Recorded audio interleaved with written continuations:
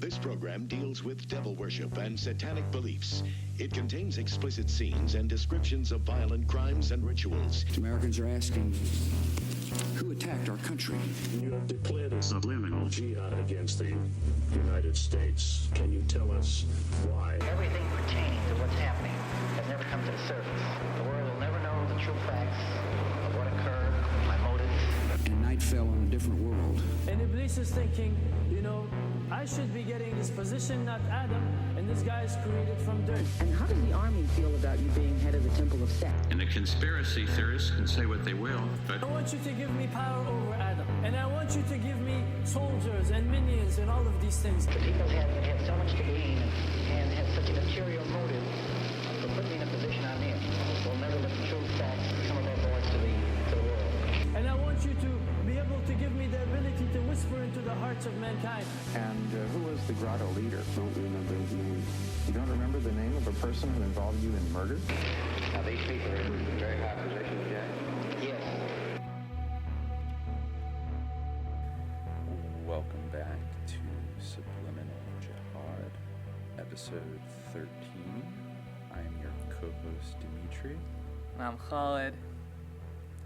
And today, I guess in honor of reaching episode 13, it wouldn't really be Subliminal Jihad if we didn't stop and take notice at that very prominent number. Right. We both felt that we needed to recognize episode 13 and to discuss the number itself and the significance of 13 without even really thinking about it, I guess we sort of reflexively recognize 13 as a significant number in a way that one wouldn't of others. I guess, maybe I think that 13 is probably the most reflexively significant number, at least by in itself, our American culture. Maybe once we get up to episode 666, if we do episode 666, episode 911.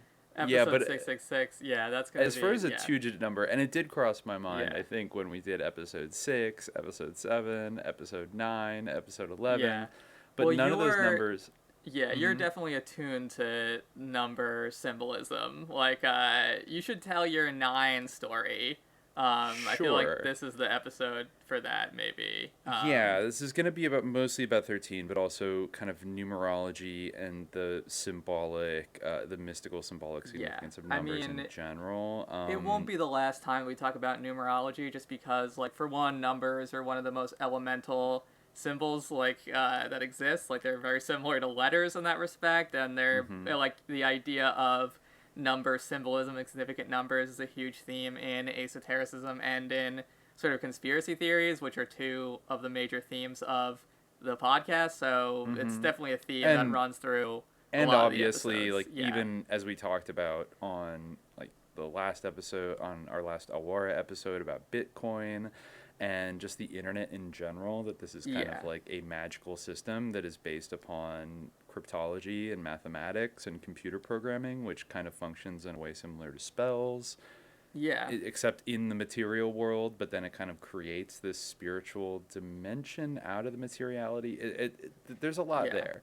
A number has always been significant to any kind of magical operation or anything like that.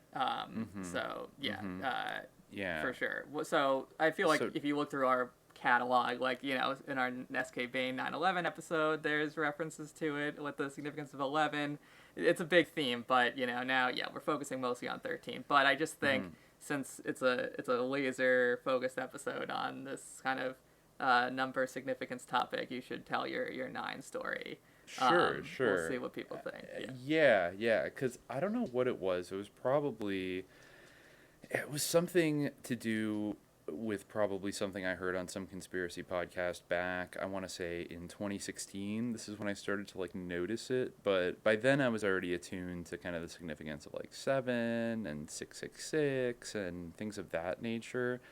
And I forget what turned me on to the number 9, but then I started paying a little more attention to it, because 9 is kind of an interesting number in that it's the highest value single digit number in existence. And it's also the inverse of 6, which I think certain esotericists basically, have used in the years. And I think at one point, I know I discovered, almost like the Buffalo Club that we discussed last episode, I discovered like a weird network of Twitter accounts that seem to be involved in some kind of like dark esoteric cult. I forget how I stumbled upon it, but there was like a locked account called like 999 Command, and it was all these people that were, I mean, it was very kind of like LARPy cosplay, like magical demons and things like that.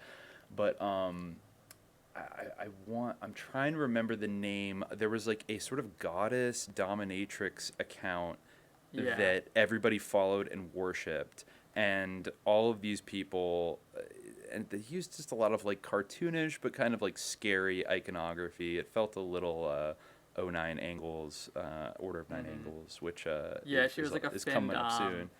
Kind yeah, of. she was kind of a findom, and they were like priestess, like yeah. It's killing me. Maybe I'll put in the show notes if I can like remember her name. It's like on the tip of my tongue. But a lot of these accounts were locked, and then there were like unlocked accounts that were kind of worshiping them, and they all use this like 999 numbers. So it kind of sent me off on this thing, researching 9 a little more, and then the spookiest thing I think that happened to me was on the night of my birthday, and when I turned 29. I was walking around with somebody in Koreatown, leaving a restaurant, and suddenly we came across this like deck of playing cards that had been discarded on the sidewalk, and they were all face down cards, and I don't know what came over me. I kind of thought like, oh, that's interesting, and I thought, maybe I'll like flip over one of these cards out of curiosity, and I flipped it over, and it was a 9, and I thought, okay, that's a 9, and then I flipped over another one, and it was a 9. I flipped over another one, it was a 9. So then I scooped all these cards up, and it was an entire deck of only the 9 cards out of a deck of playing cards. It was like every suit and whatever of 9 basically. And I think I still have it somewhere to this day. I don't think I ever threw it out. Yeah, but it that just was a stack like, of 4 9s, or was it like 2 sets of 9s or something? Actually, no, it was more cards than just 4. So it was like multiple decks of cards. It was almost like an entire deck of cards, like 52 or however many there are, that were just all 9s of the 4 different suits. And so that was kind of like weird. And I remember looking up, and I think, I don't know, it might have been, I remember looking up outside of the place where it was dropped, and there was a sign above the door, and it said AA. Oh, wow. And I was like, oh my God. No. I knew at that point. But then I noticed later, I think that same summer, there were a lot of storefronts that had this sort of hand-painted AA thing with like a circle around it, and I realized that that was usually the symbol for Alcoholics Anonymous, but like Spanish speaking groups of Alcoholics Anonymous. So I saw it in other parts of LA too, like the AA sign, and so I don't know, maybe just a coincidence. But then I started looking into now I've never been a math person, so I was like totally out of my depth here, but I think I was driving around and I just started doing math in my head. And I noticed that there's at least one bizarre thing about 9, and I'm like I said, out of my depth to really gauge the total significance of this, but I noticed that if you're doing the normal numerology, I guess the kind of Hebrew numerology of like adding, I guess that has to do with numerical values of letters, but just the traditional approach to numerology where you add up all the numbers in a sequence of numbers and then reduce them down to like one digit. I noticed that if you divided any number in the entire universe by the number 9, the number that you would, or at least any whole number by 9, the result of that, if you added up all the digits in the result, it would always reduce to 9. So if you just think like an easy example, like 9 times 6 equals 54, 5 plus 4 equals 9, 9 times 8 equals 72, 7 plus 2 equals 9. And it's like, even if you go to like, let me just type in something real quick, like 9 times 4,567, 244, let's see, that is 41,105,196. So that's 5, 6, 11, 16, 25. Actually,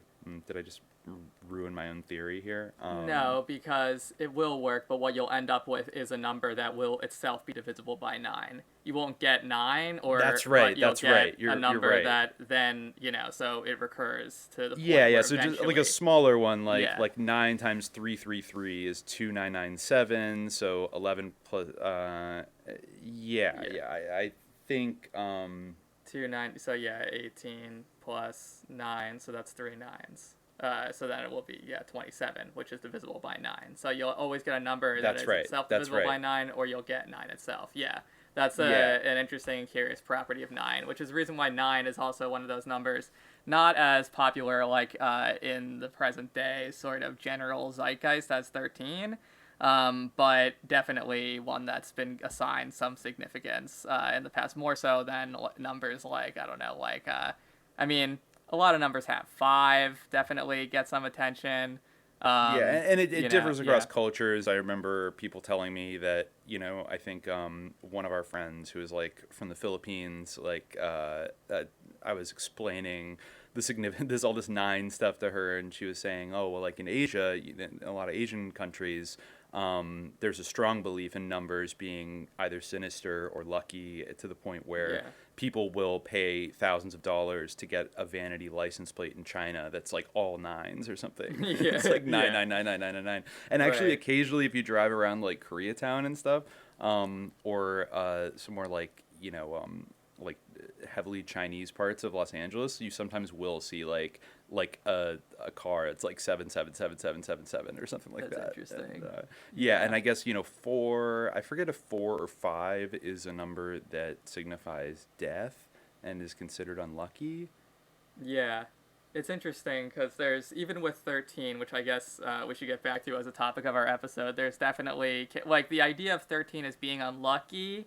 The one that really stands out to us, especially like the association with Friday, is relatively new. Like there is kind of a lot of people, like at least in the European sort of tradition, people trace it back to like Norse mythology, where there was sort of this idea of Loki being the 13th guest at dinner, and something ill-fated kind of happened at that dinner.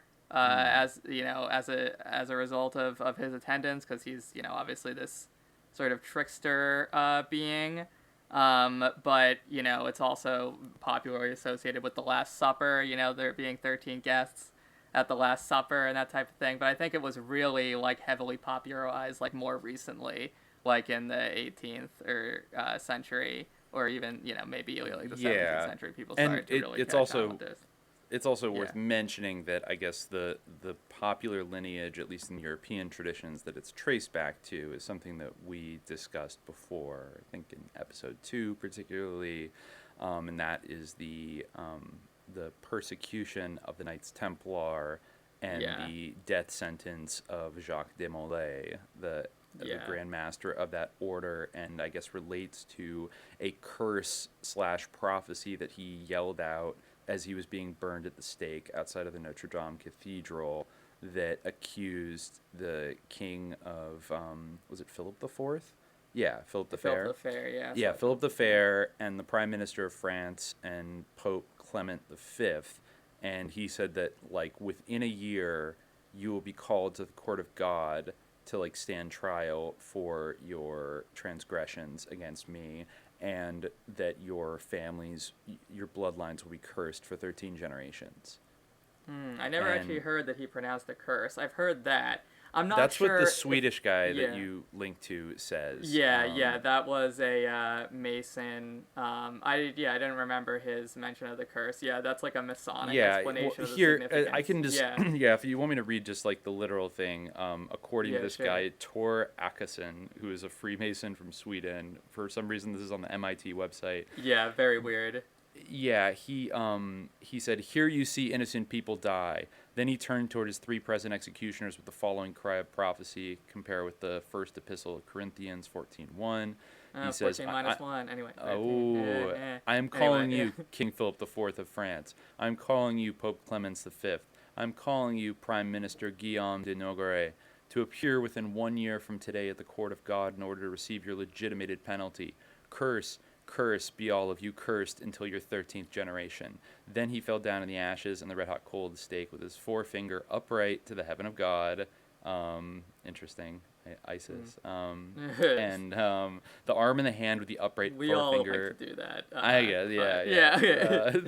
The arm in the hand with the upright forefinger stayed in this position. The Parisians thought that this prediction was also valid for them, and therefore the fear for number 13 and Friday the 13th started to expand out over the world. But the prediction did not concern the innocent Parisians or other human beings, rather than the 3 judges and their families. And, I mean, say what you want, but King Philip IV fell off his horse and died before the end of the year. The Pope got an intestinal obstruction and died before the end of the year. And the Prime Minister hung himself before the end of the year. And according to this guy, their 3 families were reported to have lived in misery ever since. And he also says, kind of ominously, our generation can be regarded as the 13th. So, I don't know, it's like the curse, I assume this is written in the last maybe 30 or 40 years, so does that mean that the curse is lifted? Like, I don't know. I looked into this, and I am not sure, like, if this whole idea is something that, it was definitely, like, cited in the Da Vinci Code and books like that. I'm not sure if there actually is, like, evidence of this whole connection between Friday the 13th and the Templars before, like, the 20th century. So I'm not actually 100% sure where it even comes from. And I've also heard varying accounts on, this guy is very much like, sort of offering a Masonic explanation of the significance of 13 and, with the Masonic link to the Templars and sort of suggesting that there is like a Masonic link to 13. And there are many Masons who will uphold that idea. But, of course, because 13 is sort of seen as being a sinister number, there are a lot of Masons also who will say, like, no, like, we don't care about, 13 doesn't have anything to do with Masonry. There's no Masonic link to 13, trying to sort of repudiate a lot of conspiracy theories about the use of 13 and the kind of American iconography, like the flag and all that stuff, and the connection between that and Masonry. So there's a lot of, like, different, views that Masons will espouse about this. A lot of obscurantism when it comes to 13. Well, I mean, it's worth mentioning that the flag of our home country, started out with 13 stripes and 13 colonies, and 13 stars, 13 stripes. And yes, and I found a kind of interesting, like a very old web article from mastermason.com that I think was posted right after 9/11. And it's called Masons and U.S. Flag, and the quote, it's not sourced, but the quote at the top says, a last word, take a good look at that American flag, brethren. It's got more Masonry in it than you may know.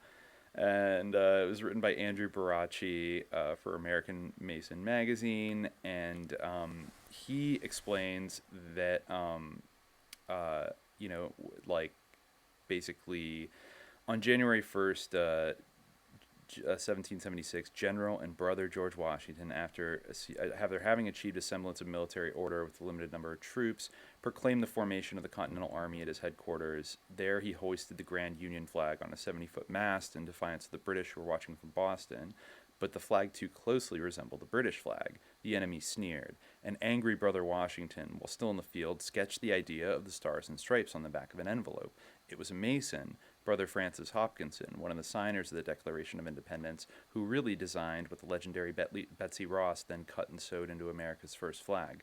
The following year, on June 14th, 777, the Continental Congress approved the Stars and Stripes as a symbol of our new freedom and independence. The 13 stars on a blue field defiantly replaced the British flag.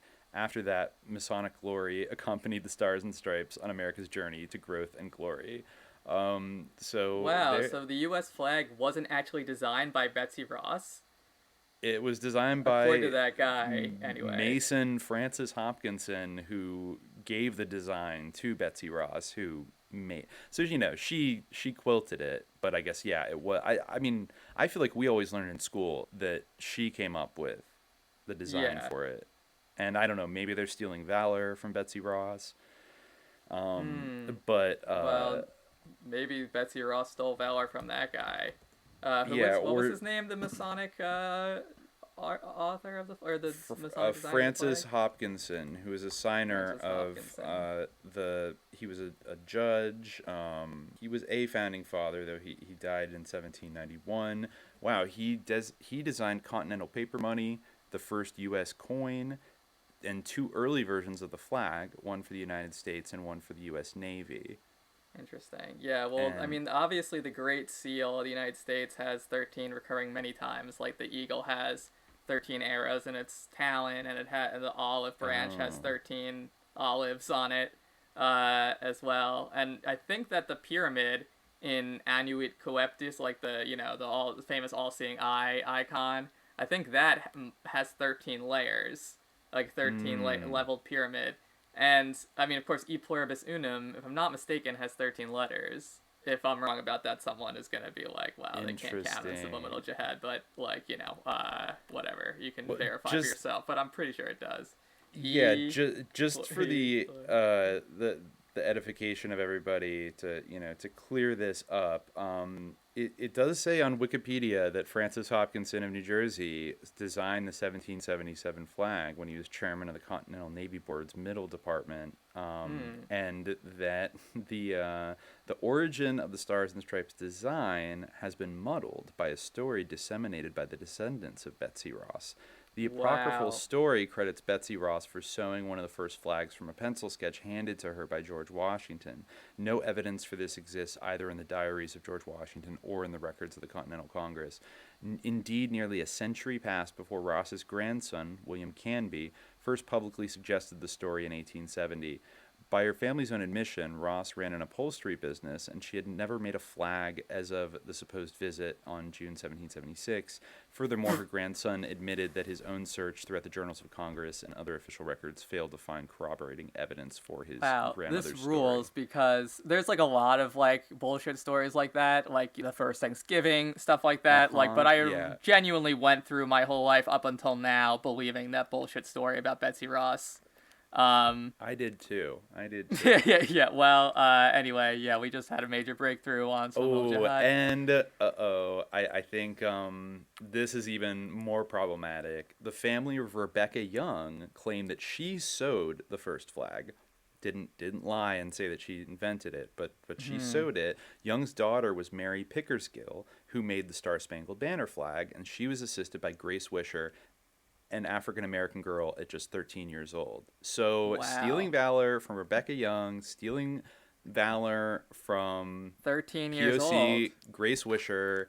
What a great metaphor for America, right? Like stealing the labor of a 13-year-old African-American girl to get famous off something you didn't do. Wow. And actually, all to mask a Masonic plot. So anyway, so there's I do want to read some stuff from a book from the 20th century that deals with 13. That's written by sort of a Masonic figure under a pseudonym, but people speculate that it's a A.S. Raleigh. But is that Raleigh of like the city Raleigh fame? No, it's not the same guy who Raleigh, North Carolina is named after, but it was a major figure in Masonry in the 20th century. He wrote a lot of books on Masonry under his own name, and he wrote this book, Esoteric Masonry or the Storehouse Unlocked, under the name of Philotus, which I'll read later because I think first it might be interesting to talk about like the sort of theoretical interest in this topic. I think that it's interesting on many levels because a lot of these sort of number beliefs, and of course, there's many angles to take on it, many angles to take on just 13 itself, but a lot of these number beliefs that people have, like the idea of unlucky 13, stuff like that, they're reflexive beliefs that aren't necessarily backed up by any kind of like cosmological system. They're just like this sort of like they're kind of things like knock on wood, like no one can ever, if you ask them, and I read kind of an essay on this. It was a kind of a lame book. It's like called Towards a Science of Belief Systems. I felt like it was kind of a cringy book in many ways, but the author, Griffiths, what is his full name? Edmund Griffiths. He did do a chapter called like A Theory of Superstition in 13 paragraphs. And he made a good point, which is that if someone, knocks on wood, most of the time, they can't explain to you, like, the metaphysical justification behind why they should knock on wood. Like, they're not going to be like, oh, well, there's a spirit inside the wood that, like, I'm supplicating so that it will grant my wish or, like, prevent this jinx or whatever.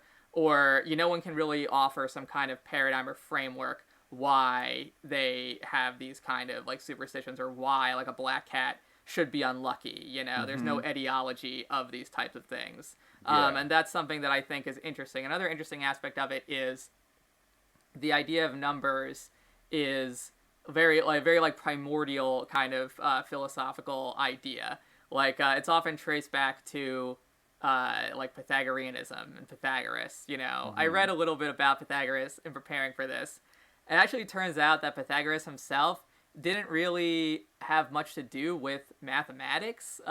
He may have introduced some mathematical ideas, but it was really his sort of successors and people in the sort of Pythagorean tradition who were more mathematicians.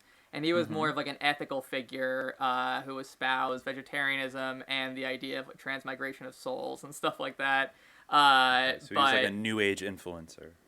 Yeah, I mean, he was a huge influencer, and, like, his successors, like, the big famous Pythagorean ideas of, like, the famous quote of, like, all is a number, that is not really something that, I mean, maybe those ideas kind of originate with Pythagoras, they must in some way, but that and the idea of the music of the spheres, Pythagoras is kind of like Socrates in that he didn't actually write anything himself, so, like, a lot of these mathematical ideas come from later people. But he definitely introduced the idea that all is number, or, his associated with the idea, they introduced the idea that all is number, and Aristotle kind of popularized them as associated with this notion that, like, numbers are the basic way. I came across a good quote that kind of sums it up about Philolaus, not to be confused with Philotus, the pseudonym that Raleigh wrote under, which I do want to talk about, but later. It's kind of sums up this guy who's really influential as a Pythagorean. I think he was the first Pythagorean to actually write a book. But he says, or this Encyclopedia of Philosophy, which I'm told is reliable on these subjects, the Stanford Encyclopedia of Philosophy. Well, Stanford Encyclopedia, they would know about anything sus. But anyway, Philolaus argues that the cosmos and everything in it are made up of two basic types of things, limiteds and unlimiteds. Unlimiteds are continua, unidentified by any structure or quantity. They include the traditional pre-Socratic material elements such as earth, air, fire, and water, but also space and time. Limiters set limits in such unlimiteds and include shapes and other structural principles. Limiters and unlimiteds are not combined in a haphazard way, but are subject to a fitting together or harmonia, which can be described mathematically. Philolaus's primary example of such a harmonia of limiters and unlimiteds is the musical scale, in which the continuum of sound is limited according to the whole number ratios, so that the octave, fifth, and fourth are defined by the ratios 2 to 1, 3 to 2, and 4 to 3 respectively. Since the whole world is structured according to number, we only gain knowledge of the world insofar as we grasp these numbers. That's the key kind of quote. Again, the whole world is structured according to number, so we only gain knowledge of the world insofar as we grasp these numbers. The cosmos comes to be when unlimited fire is fitted together with the center of the cosmic sphere, a limiter, to become the central fire. So that next sentence is like totally arcane and has nothing to do with what people tend to think now, but the idea that the world is structured according to numbers, and that we only gain knowledge of the world insofar as we grasp the numbers is pretty mainstream, like, you know, I fucking love science type idea. No, like it that, seems you know? almost self-evident nowadays that Yeah. yes, like, I mean, or at least, I don't know, like our ability to comprehend the dynamics of the natural world, numbers are critical to being able to, you know, calculate physics and like, you know, I mean, like all of the aspects of our universe, like, and able to really categorize it and pin it down. There's this kind of it's almost like it's the source code. I'm almost seeing it in a parallel to like the internet, where if like you use the internet, you're not aware of like all the coding that's happening underneath the surface, but if you want to know how it happens, you have to understand these kind of mathematical and like programming languages and things like that. Yeah, which is all kind of, and it is all based on numbers, and it is all mathematical. So I find that interesting as well, like the idea of this kind of mathematical framework of reality that's so widely accepted, but the legacy of it, I mean, if you go back to like what these people actually wrote about, like they're very much like esoteric thinkers who believe in all sorts of things like metempsychosis, stuff like that, but the basic notion, and people still, you know, revere Pythagoras. We still learn the idea of the Pythagorean theorem. It's, you know, very interesting how like this basic principle of the world is being structured according to numbers. And I can't really think of like, I mean, obviously they are like critically important.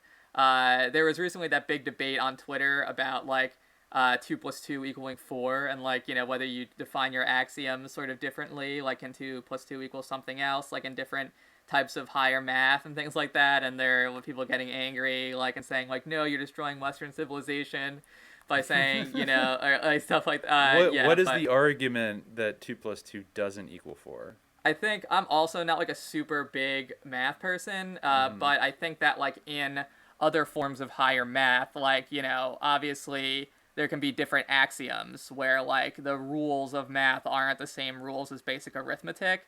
Okay. So it can be something else. Like, I mean, it's basically just sort of changing what the symbols mean. Like, or, you know, or changing like the axiom. It's like saying 2. Exactly. Yeah. It's like saying that, like, you know, 2 + 2 equals 4 or something, you know, not like,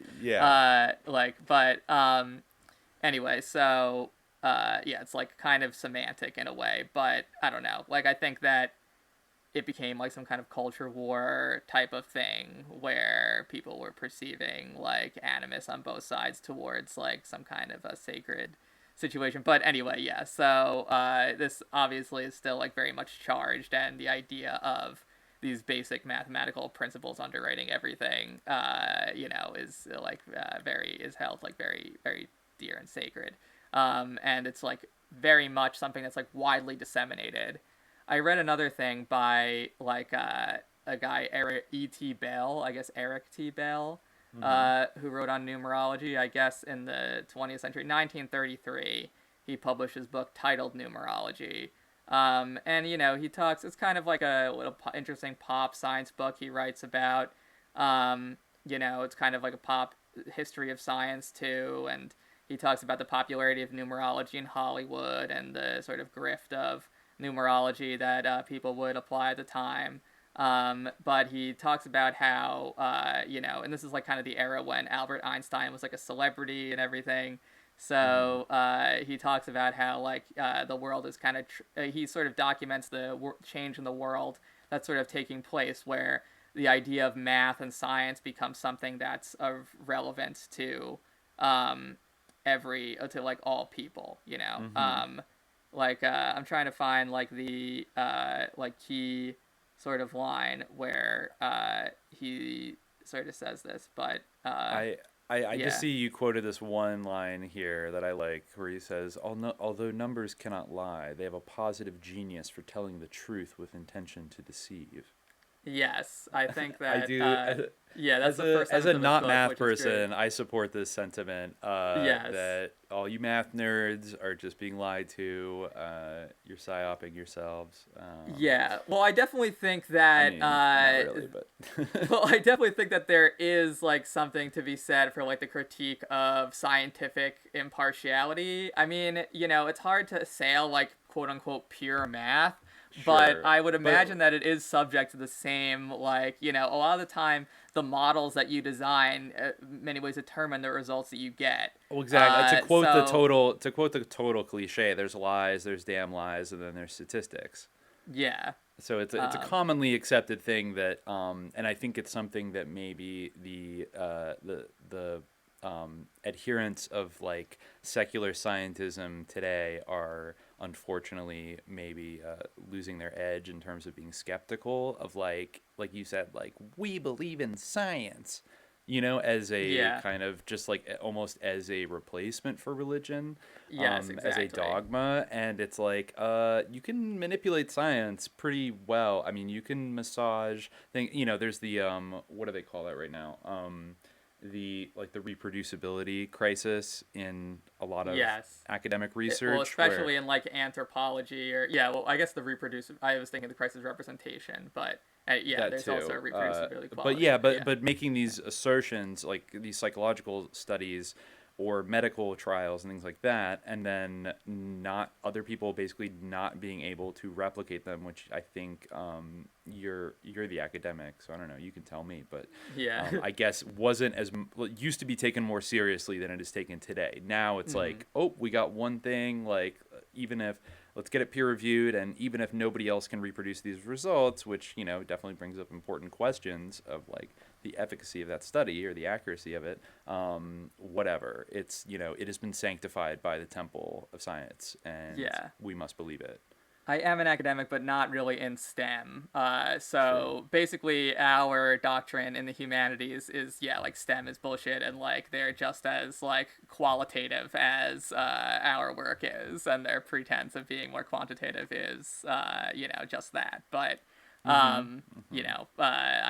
think someone who actually is in STEM would be able to say more, but would I listen to them? They tend to be annoying. I mean, I'm sure some of them are cool, but, I know some of them are cool, but a lot of them are indoctrinated in the idea of, like, positivism, and, not down with the subliminal jihad or the woke satanic panic, and all the other things that we promote here. But, this is the quote that I was referring to, and this kind of notes sort of what you just said.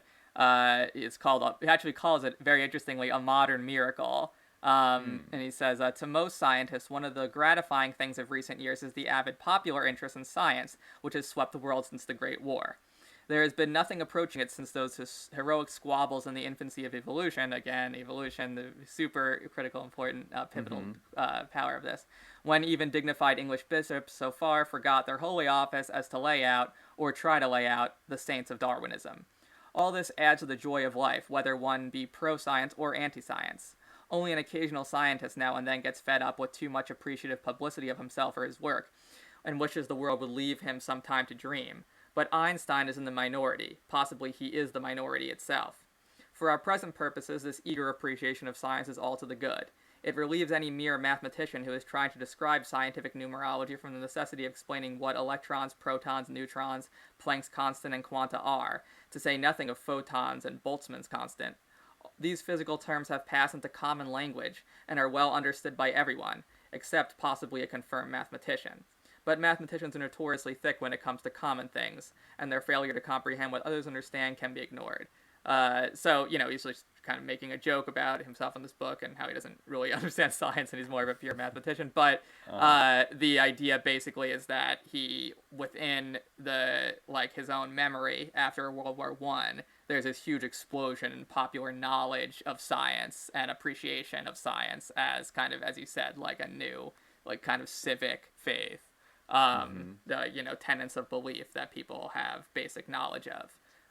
Which, people in the past, wouldn't necessarily have been so familiar with the fundamental properties of numbers organizing the idea of numbers organizing reality. That might have been more of an esoteric idea, or a priestly class kind of thing that was not shared with the commoners. Yeah, in fact, and I of think course, like with mass illiteracy of the majority of every population, there's not much of an opportunity to learn about kind of these deeper things, right? In fact, I think that some mathematical ideas, like the idea of like non-rational numbers, like were like just actively kept secret as much as possible. Like the idea that if you like certain numbers, you can't, or maybe it was imaginary numbers, something like that. You know, certain aspects of the math that we learn in high school, like were considered to be secret. That you potentially can't, like, dangerous. Or potentially undermining the holistic like harmony of math or something, you know, potentially dangerous to the integrity of the mathematical doctrine that you know, people might have had at one time, like in these certain sects like Pythagorean or Neo-Pythagorean orders. Bad luck wind been blowing at my back. I was born to bring trouble to wherever I'm at. Got the number 13 tattooed on my neck. When the ink starts to itch, then the black will turn to red. I was born in the soul of misery. Never had me a name. They just called me the number when I was young. Another interesting aspect, I think, of 13. Well, 13 is like a number, and this kind of relates to what we're saying in terms of the, you know, non-cultural kind of, you know, this is sort of the thing with the debate that happens between STEM and the humanities, where the humanities is very, you know, interested in the things of humanity, whereas a lot of the time the idea with science and math is that take humanity out, like all these principles still apply. You know, our processing of it isn't relevant. Like whether human beings existed or not, like gravity would still be a thing that is determined by certain, like, you know, by Planck's constant and mathematical rules. You know, I hope that I'm referring to Planck's constant properly. That is a gravity thing, but I think it is. Yeah. I'll take your word for it. It's a photon's energy frequency, so I'm thinking of something else. But anyway, people still haven't, like, you know, these numbers will still matter. The one, like, you know, the speed of gravity or 9 I do whatever. Appreciate the kind of materialist grounding of that.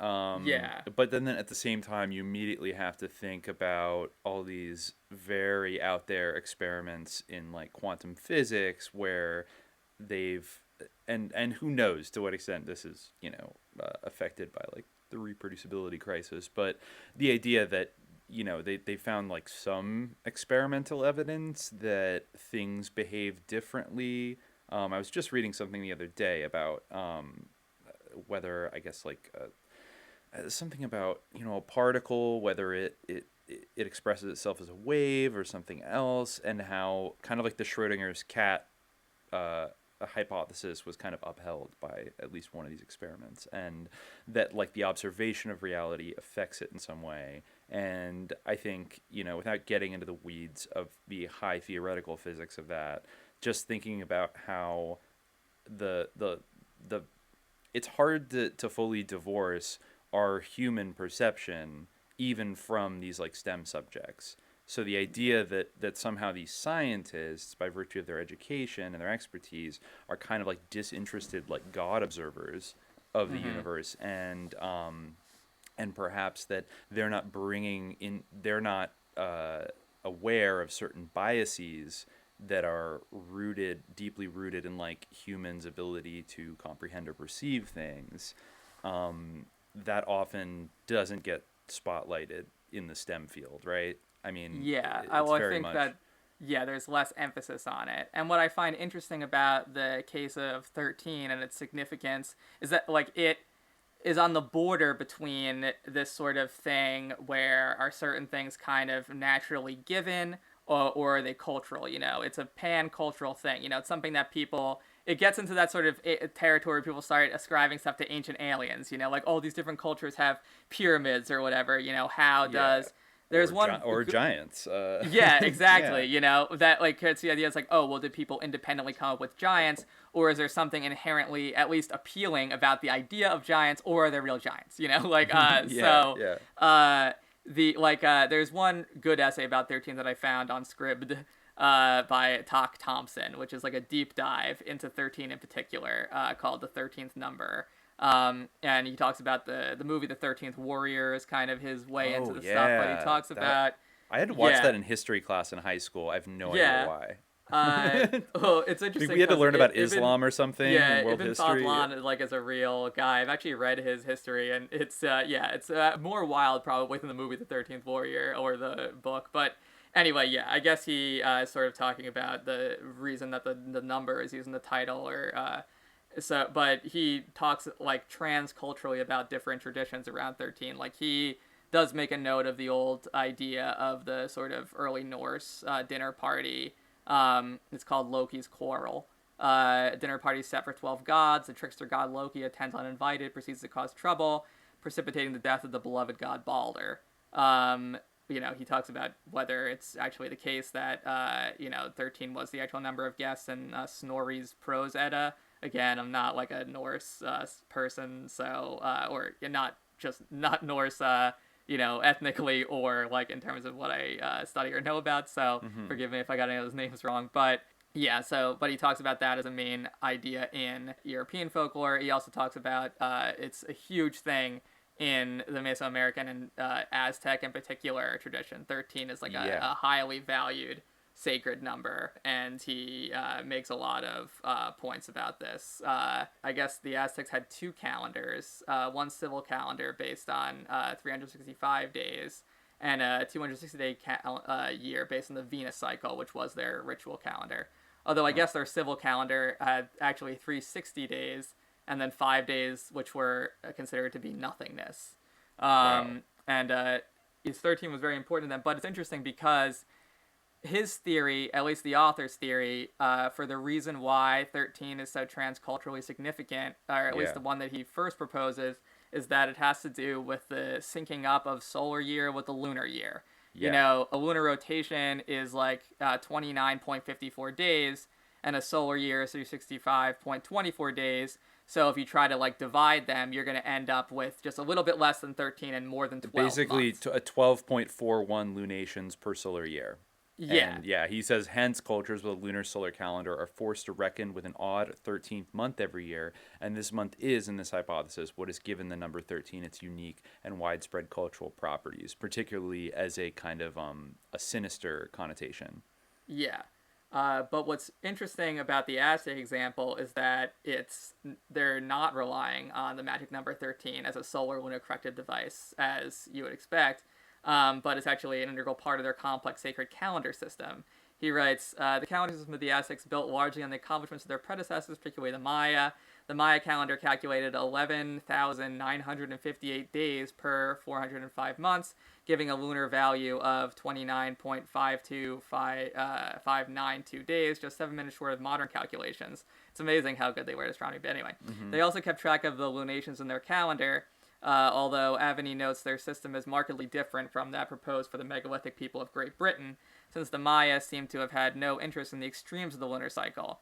Certainly the Aztec calendar was a culmination of complex calendrical achievements, and 13 was one of their most potently symbolic numbers in that tradition, often occurring in the familiar 12 plus 1 pattern. That's the thing with, all these traditions of 13. We talked about the Last Supper, stuff like that. We'll obviously talk more about it, like 12 is, we're talking about even 12er Shi'ism, the 12 imams. The 12 apostles. 12 is like a widely held sacred number. So 13 is often seen as being 12 plus 1, Which I don't know, it's like Jesus, or maybe like the imam coming out of occultation. Yeah, actually, when we do get to Philotas, he does associate 13 with Jesus, but in a very interesting way. I want to hold on to that for a little bit. But anyway, Thompson talks kind of about, I'm going to not do well in this. I meant to look up the pronunciation of his name before we started recording, but it's Tlazteotl. Tlazalteotl, who's the god of the 13-day period. That's spelled, I mean, obviously, like, this is just, like, one spelling. I'm sure it's not, well, obviously it's a Roman character, so it's not the, indigenous Aztec spelling, but it's Tlazaaoteotl, who's the goddess of the 13-day period, and who is kind of like interestingly, like a witch figure, who is associated with actually even having a broomstick. Yeah, which is interesting. It's a bundle of herbs she uses to sweep away dirt from huts and also sweep away evil from the souls of men. So she's the goddess that's associated with this 13-day period. She has 13 associated with her, like, in many ways. And there's also a lot of occurrence in 13 in the Aztec cosmology.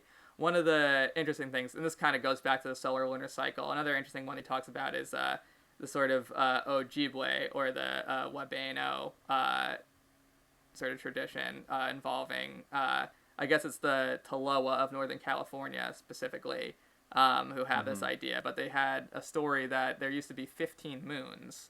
And Coyote, very important, just like Native American mythological figure who you always hear about, worried that this was too many moons. I don't know why, what made him think that, but so he hid outside the sweat house of the moons, and he attacked them as they emerged. So he killed 2 of the 15, but he only partially wounded a third, thus leaving 12 healthy moons and 1 wounded one. And I find this, obviously it's very evocative and interesting, and it definitely goes back to this idea of like 12.41 cycles, with the sort of half-wounded moon, but also like the bloody death, like it relates to the association between like 13, witchcraft, the moon, and like blood and like menstruation. I have to say, like, the sort of cosmic force being a large coyote in the sky makes me think of Connie Major, which makes me think of Sirius. Yeah, well, that's interesting because, might be a stretch, but... Well, there definitely is, like, I've definitely heard it proposed that the first calendar, like, why would people need to make a calendar to mark off, the months in 30 days? Like, I think I've definitely heard it proposed that the first calendar was a menstrual calendar.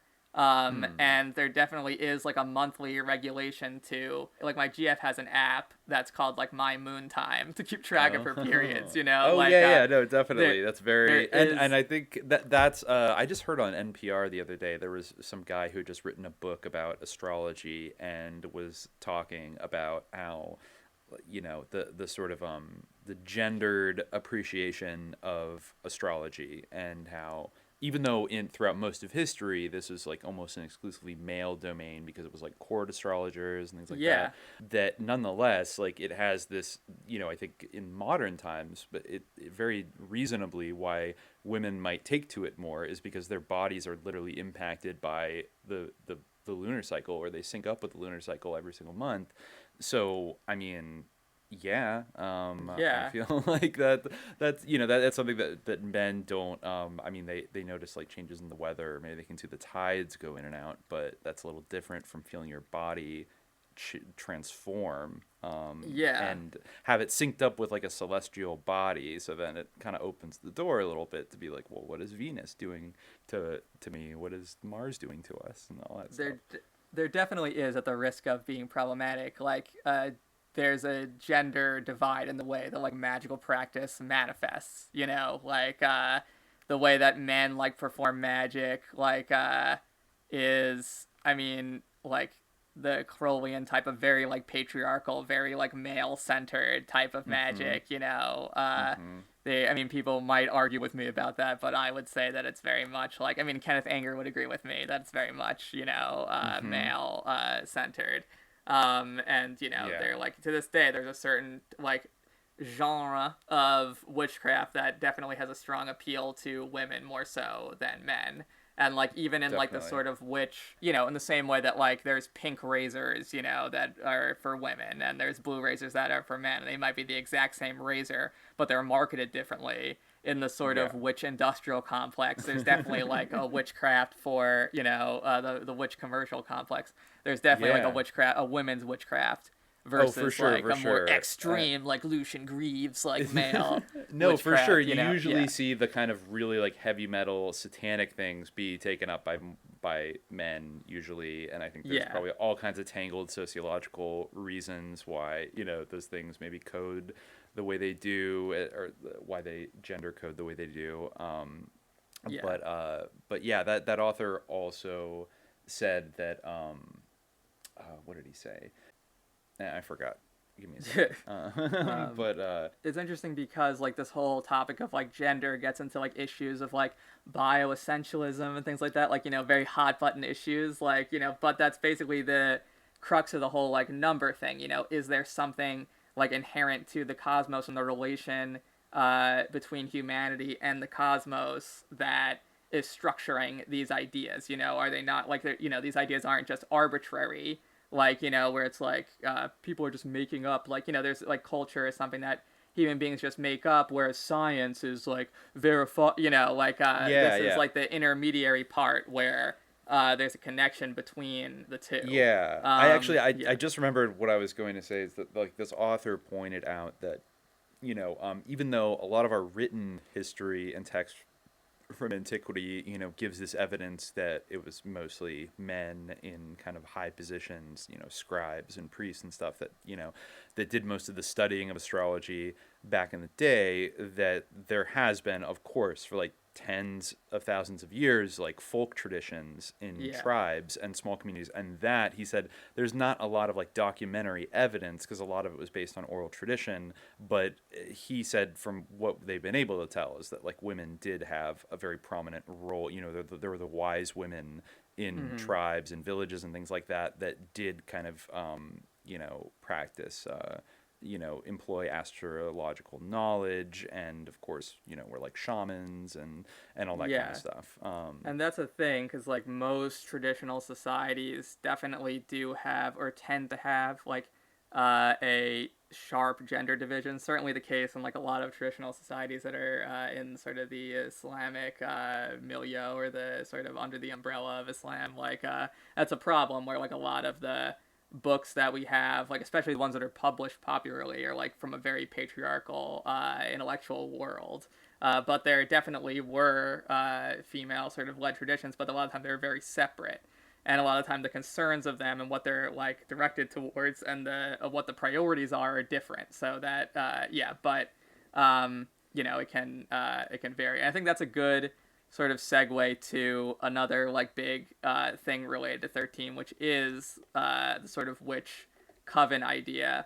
Maybe before segueing, you know, Talk Thompson does also kind of note the significance of 13 in sort of Tibetan and Mongolian traditions, but I don't know how deeply we'll get into that, but just, you know, we can touch on that because I read the other essay that you linked about that. Yeah, that was a couple kind of, yeah, we can get to that in a little bit because I think there's a couple interesting things in there. If you have some good notes. But yeah, I think that it's interesting to talk about Margaret Murray's essay. I don't know if you got to read that about witches in the number 13. She is, and I feel like this essay, like, or dealing with this kind of foreshadows maybe some of the stuff we'll do later on, like when, I guess for Elwara subscribers and hopefully, you know, future Elwara subscribers, you know, there's some good content coming out there now, you know, so this maybe foreshadows future stuff we'll do there.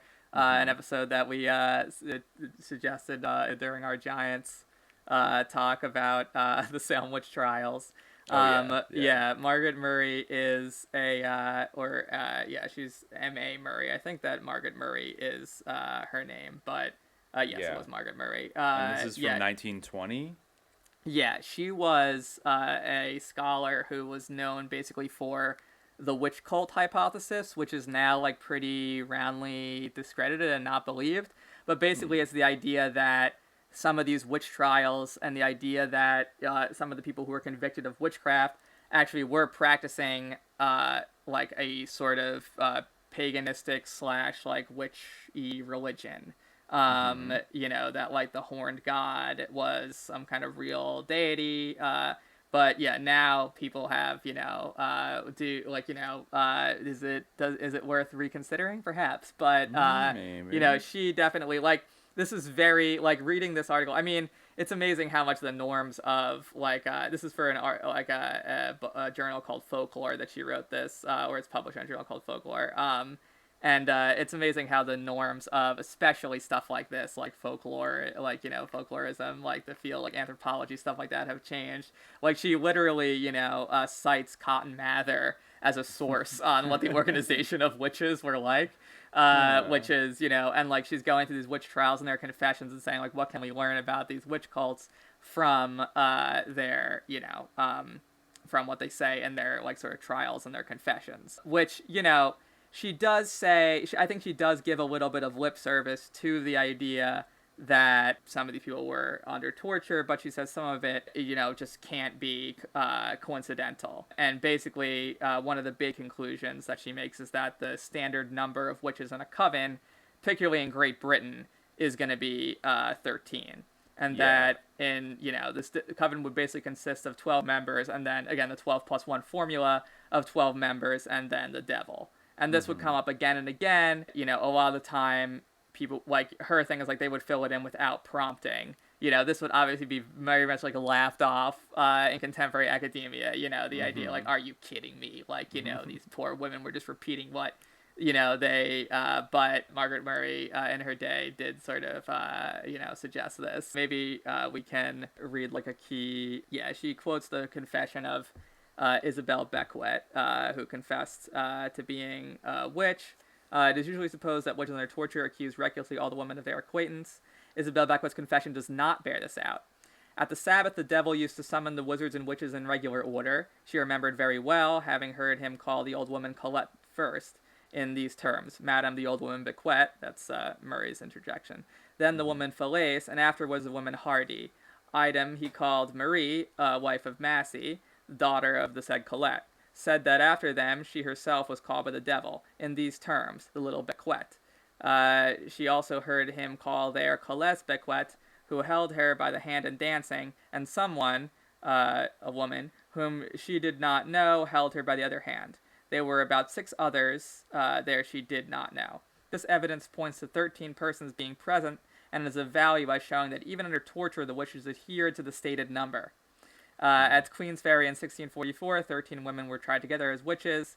At Alloa in 1658, 13 persons, or one coven, were brought to trial. At Forfair in 1661, the girl witch Janet Howitt stated that there was there present with the devil beside herself, whom he calleth the pretty dancer, is, written in this great, orthography here. Yeah. The said Isabel Siri, Marie Rind, Helen Alexander, Isabel Dowerward, and others, whose names she did not know, to the number of 13 of all. So, again, she just continues to list all these, trials of witches in which 13 or multiples of 13, under the idea that multiple covens were killed. Yeah, so either this was a thing, or this was a notion that there is an expectation that there would be 13 witches killed. Yeah. I mean, she's got like at least 4 or 5 more example. Yeah, Isabel Gowdy, it goes on and on. 1662, gave her evidence freely and without torture. 13 persons in each coven. Janet Bridheed gave the names of 39 persons or 3 covens who were actually present at the Kirk at Nairn to see her admitted as a member of the organization. So I don't know what's going on in the 17th century, but I mean, were all of these prosecutions, even the people that gave their evidence freely and without torture, just the victims of like religious inquisitionists?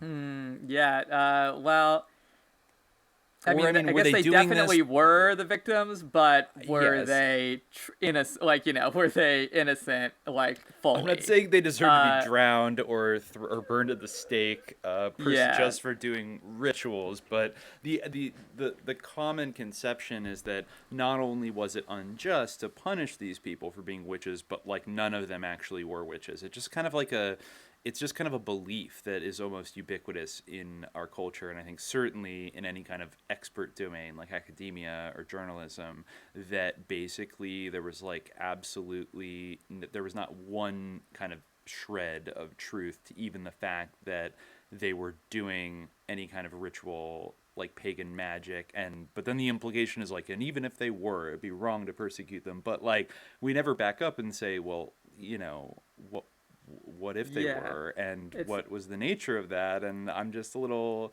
not trying to persecute anybody, but I'm kind of curious. Yeah, we should not go too far down that hole, because we should definitely devote an episode to this type of stuff. But there is one case that, it's definitely nebulous terrain.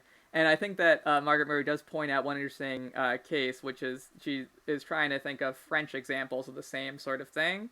Of 13, because most of the evidence that she finds is of Great Britain, deals with Great Britain. But she does point out one thing, and she notes that this is in modern times usually regarded as a trial for murder, but was considered by contemporary recorders and is in its essence a witch trial. So it kind of shows how even the sort of designation of witch trial is kind of based on the idea that nothing was going on. Whereas in this case, it's generally considered to have more legitimacy, and that's the case of Gilles de Rais, Marshal of France. Gilles de Rais, yeah, exactly. Right. This is a confirmed kind of 14th or 15th century kind of Pizzagate.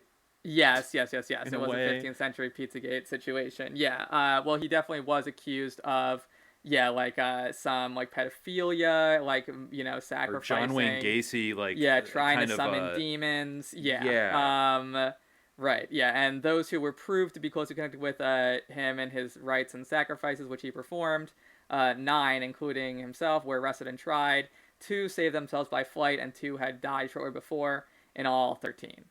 So, that's, okay. but it's interesting that, this isn't seen as being a witch trial, and it's thought of as being murder, but there were, and it wouldn't, this guy, it seems was very much into the occult. He would be, a good episode in and of himself, really. Oh yeah, because there's so much there. It's and it's crazy. But, and of course, the I'm forgetting the name of that Catholic cardinal that Kenneth Anger wanted to make Ode to Artifice about, who liked to fuck goats, and I forget his name as well.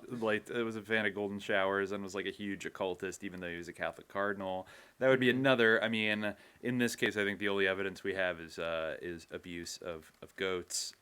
But who knows what else he was into? But if people were doing stuff like that, I think Gilles de Rais also had at least a claimed associate who was trying to teach him how to summon demons, who was also had some clerical connection. And wasn't de Rais one of the military commanders that served under Joan of Arc? Yeah, he was basically, it's funny because he was a companion in arms of Joan of Arc. And I think that Crowley actually called him the male Joan of Arc. Never mind the his crimes were of a very different nature. Yeah, but it's interesting because there's the conflation there. She was erasing for witchcraft. She's this great hero, whereas he also was kind of killed for witchcraft, but he probably did. It was Francois Prelati who was the Italian priest and alchemist who took part in the murders. Okay. And a probable sexual partner of his. But this guy, he murdered didn't he murder a lot of children? Yeah. And tried to drink their blood or something like that. Yeah, he wanted to, I think, summon a demon. That was his so he was doing goal. Human sacrifices to summon demons. Yeah, and this is a rich, was he a count? I forget, or he was some kind of. I think he was a baron. Yeah, he was a baron. Or a baron, and was obviously a knight, a sort of celebrated, I guess, military figure under Joan of Arc, and so these things, Crowley described him as almost in every respect the male equivalent of Joan of Arc, whose main crime was the pursuit of knowledge. Oh, okay. Oh gosh. So gross. Word. Okay. But of course there are some people who are oh no, well maybe he didn't do anything, they were just being religious. So that's definitely an easy one to get your foot in the door in terms of the witchcraft skepticism, or the the satanic panic revival here. The witch cult hypothesis is not really taken, but it's we'll keep it on the unknown column. We won't write it off. We'll get to it. It'll be on the docket. In any case, the connection with 13 is an interesting one.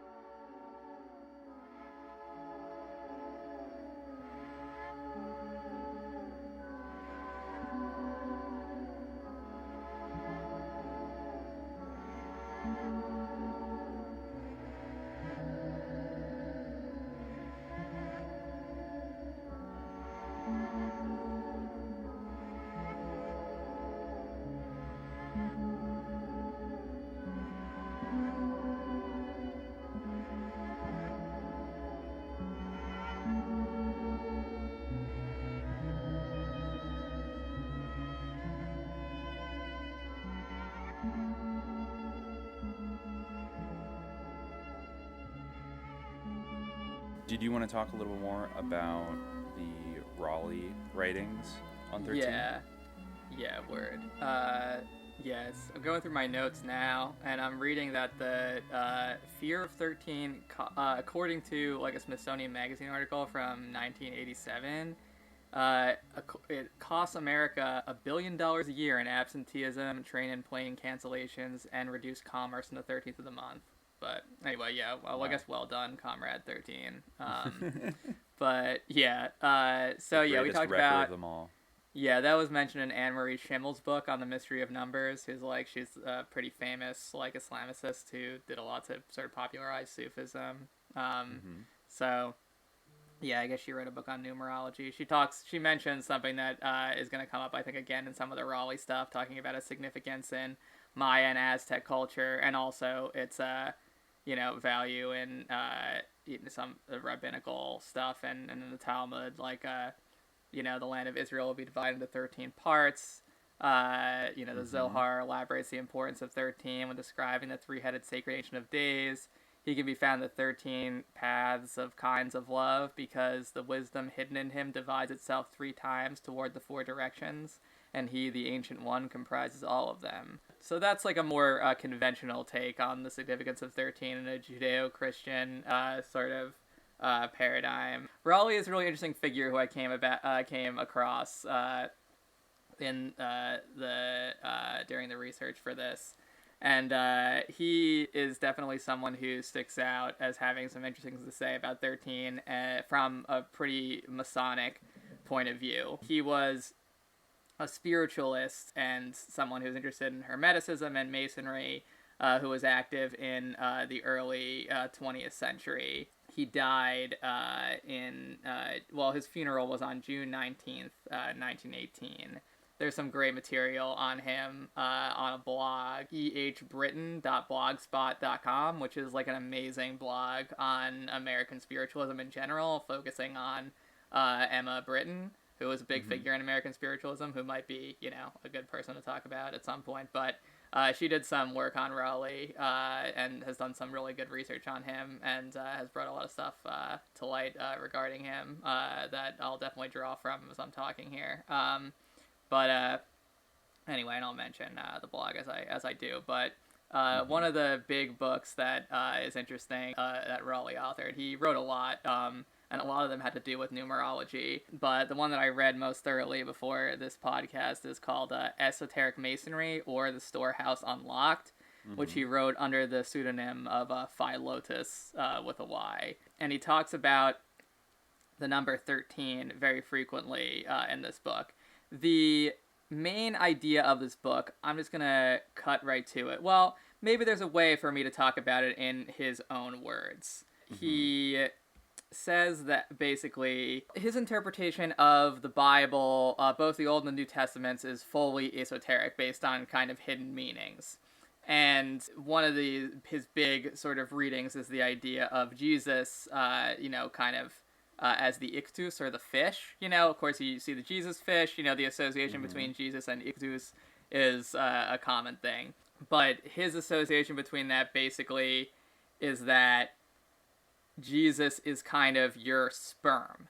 And you have to, in order to mystically ascend, you have to conserve your sperm. And, yes. He writes, I'm just trying to think of where to start here. Okay. So, that you may better understand what is to follow, I will here note some truths that it is well to fix firmly in the mind. It is well known that there enters into the composition of the body several minerals, known as cell salts. There are 12 in number, and are the 12 foundations noted by the great seer in the book of Revelation. These minerals are ever present in the blood, in all caps, finding their way into the minute cell life of the body. But when nature would manufacture the life force within us, she appropriates the strength of the blood, divesting it of all minerals, or cell salts, leaving it more of a whitish color than red. If you will pardon a seeming digression, I will enumerate the 12 quote-unquote men contained in the body. First, the bony man. Second, the muscular man. Third, the lymphatic man. Fourth, the venous man. Fifth, the arterial man. Sixth, the cerebral spinal man. Seventh, the tubular man. Eighth, the sympathetic man. Ninth, the nerve man. 10th, the liver man. 11th, the conscious man, 12th, the subconscious man, and the mystic 13th of the life force. So 13th is kind of the culmination here. Okay. All these men, as you will observe, have a quote-unquote home or stated place in the body, save the life force. Quote-unquote he is, quote-unquote, not clothed, but clothed upon. I suspect that if the reader will study closely, he may discover the hidden meaning in the words of the great master. I was naked, and ye clothed me not. Perforce, I am led to discuss a phase of this matter that at first may seem foreign to the subject in hand, but close scrutiny will discover its vital connection. So, he goes on to talk about, basically, the idea of this as, being, sperm. It's kind of, the idea of the psychophysical germ is, an important one that he kind of, harps on as, this, big thing that's going to come to kind of fruition. He writes later on, significantly later, he talks in greater detail about Jesus' sort of significance of, being this continuous sort of thing, the fish growing older, Moses being saved from the water, all of this stuff is all, kind of esoterically related. The whole idea of, he relates with masonry, the idea of your body, the stones of the temple of your body, being your body kind of is preserved. A temple, basically? Yeah, exactly. Your body is a temple, and the stones of it age. are your psychophysical germs that, you must turn not back, which I guess means, to come, and you have to really, stick to the path, and keep, so I'm going to skip ahead to page 14 where he goes deeper into the sort of relevance of 13. So he's talking about in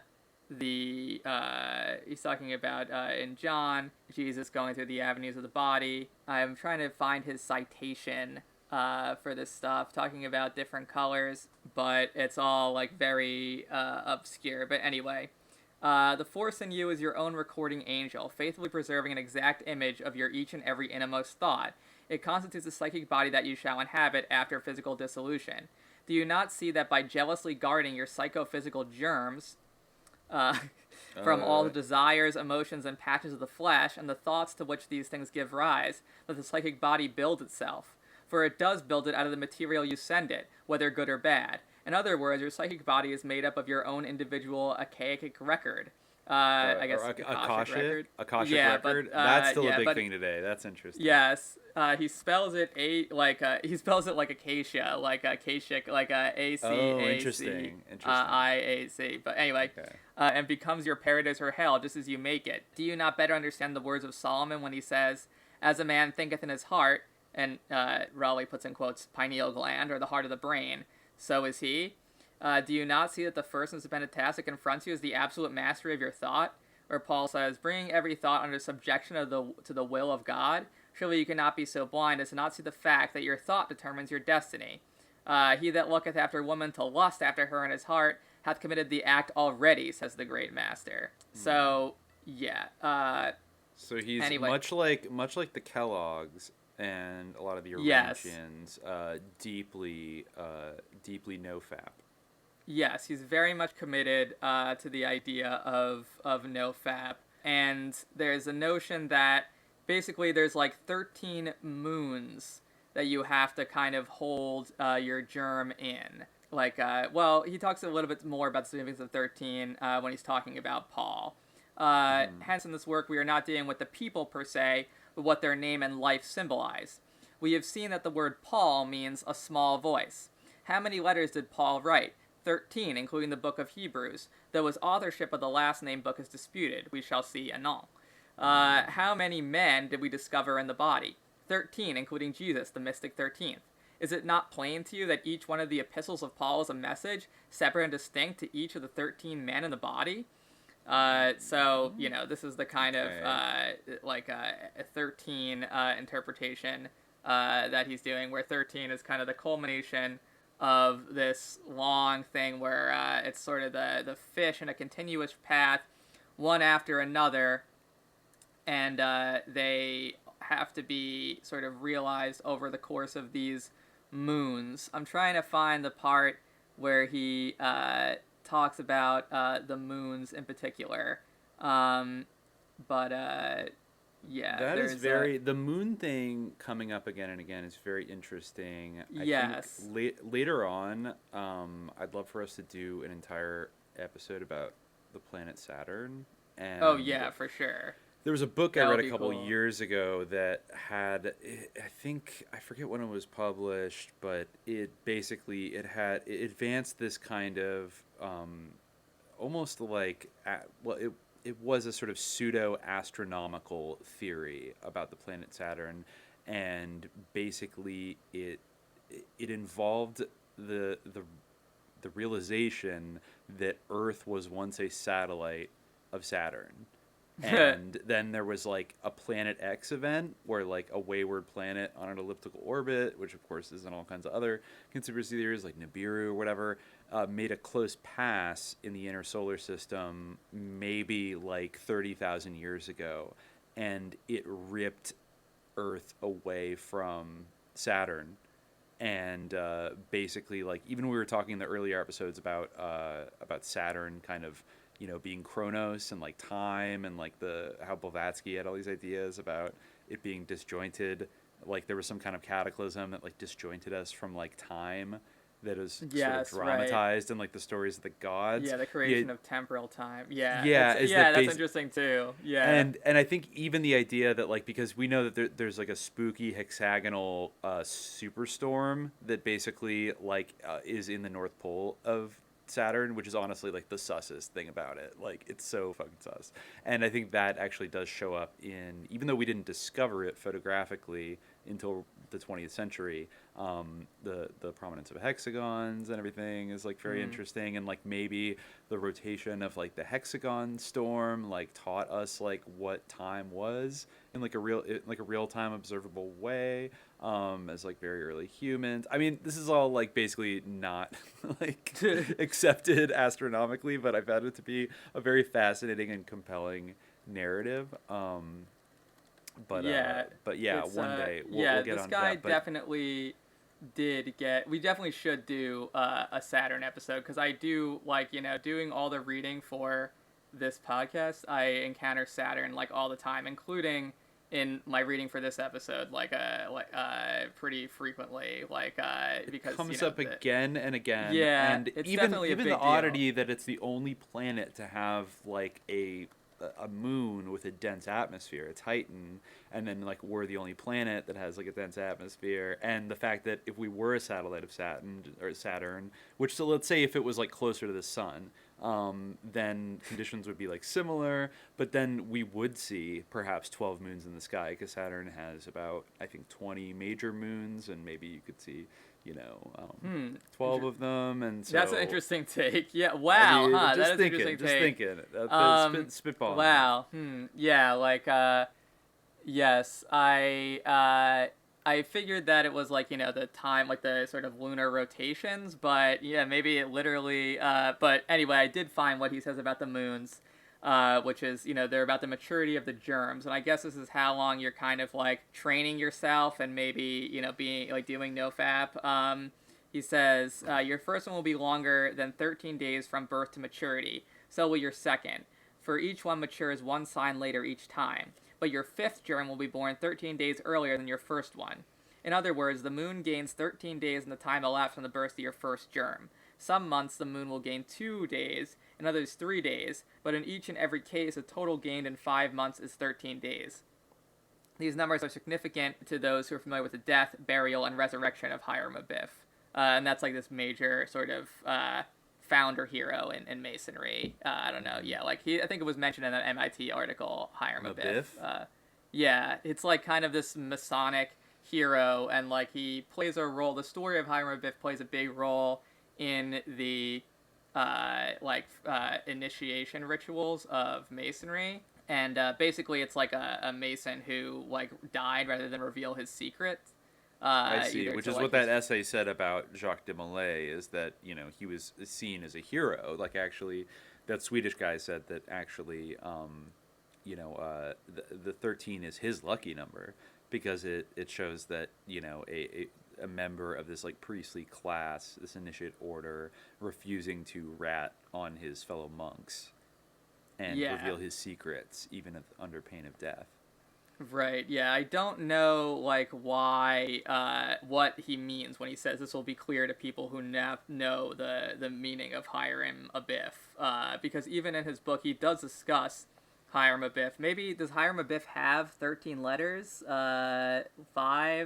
No, it doesn't have 13 letters, it has 10. It's 10. So, yeah, I don't know what he's getting at. I mean, where he says the meaning of this number will be significant to do with Hiram Abiff, but he doesn't even it doesn't necessarily it does say that according to allfreemasonry.com, the legend of Hiram Abiff has roots in ancient veneration of the sun. So I noticed that also about Raleigh, that he was described as a sun worshiper.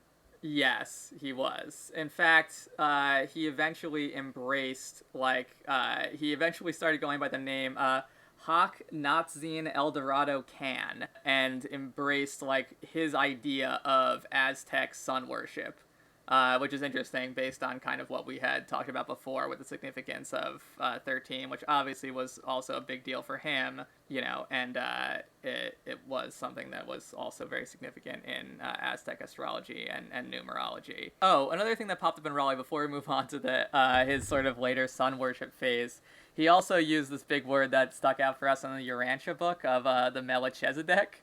Or Melchizedek. He pointed out that the word Melchizedek has 13 letters. He says, what does the word Melchizedek mean? King of righteousness. In other words, the lodge of the great masters. So our candidate, having made proficiency after the order of these 13 letters, passes on to mastership. So, but to be fair, though, I mean, Melchizedek, it has to be a transliteration of an earlier language, so isn't it? Yeah, definitely. Melchizedek must be couldn't Hebrew, have just been transliterated by a no Mason who wanted to give it. I'm sure you could find a way to spell it that doesn't have 12 Yeah, letters. In fact, just looking at Wikipedia right now, there are, of course, alternate spellings, because, it's definitely a Hebrew word, so it definitely has no vowels originally, so it definitely doesn't have 13 letters originally. And you can transliterate the ch in Melchizedek multiple ways. You can do it with a ch, so True. yeah. I mean, that's not necessarily to just being fair. That's true. And there's tons of stuff.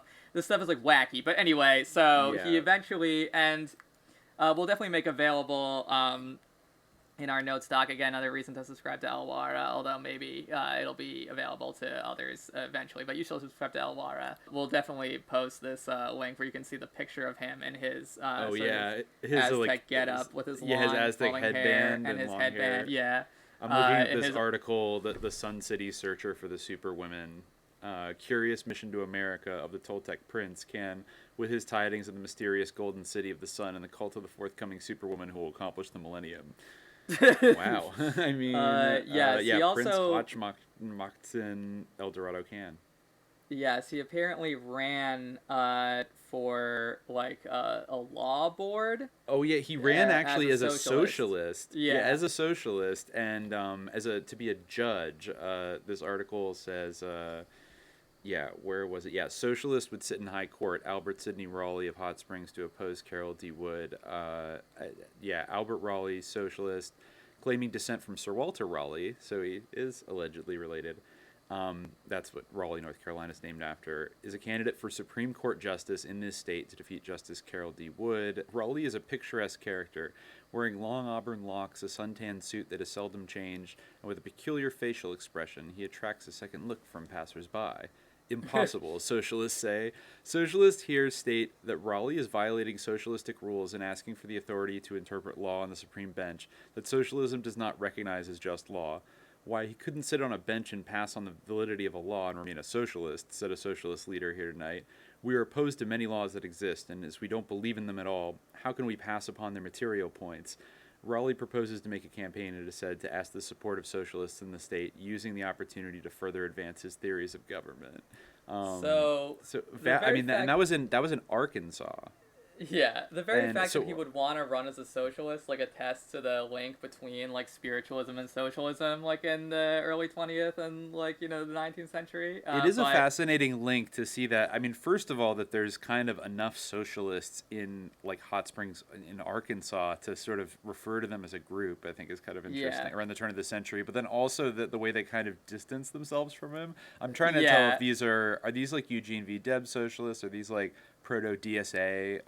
It's interesting these, like, how they're definitely not proto-DSA, because their stance seems to be like anti-electoralism, like, altogether. Like, how dare you, like, try to run for office? Like, it's weird. Like, or try to take, like, you would think, like, certainly a DSA type would be happy to have a socialist in any office, like, even if they were just, but. Yeah, maybe these guys or that their were objection more, will be something else, but they seem opposed on principle to the idea of a socialist interpreting law.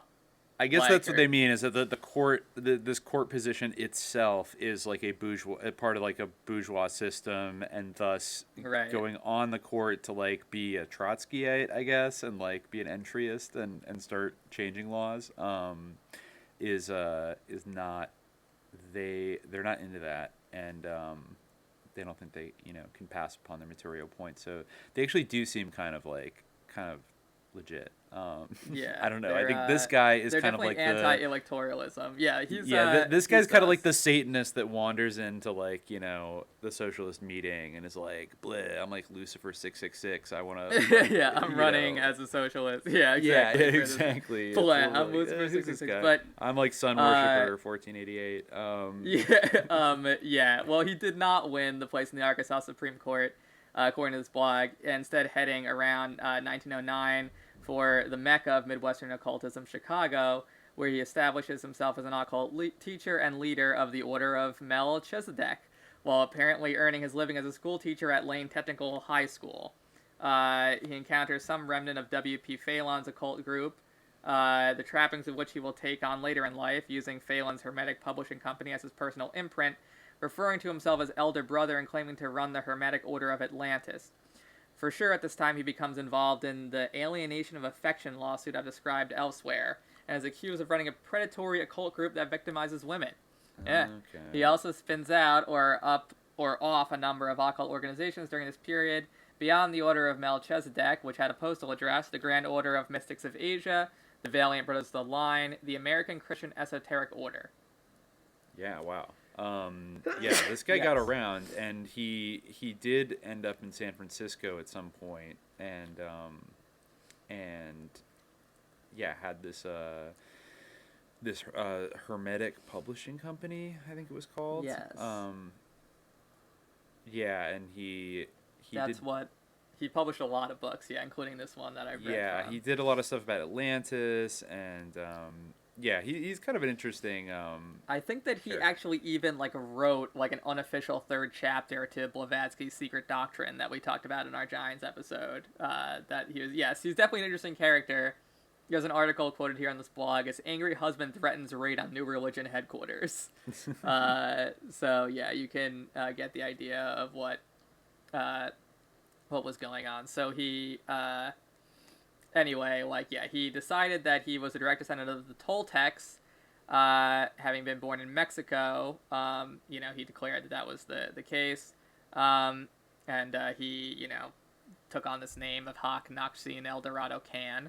At that point, he put out he continued to publish. I think that he eventually did return to Arkansas at that time, and he sent his chief follower, Elizabeth Brillhart, to confinement in the Arkansas State Hospital for nervous diseases, pending sanity hearings, and taking into custody several children of cult members. He was found sane and committed for trial on a charge of contributory dependency.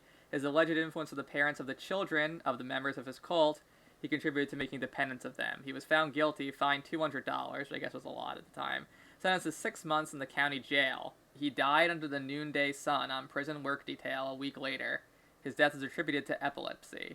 Yeah, his obituary is interesting. Dr.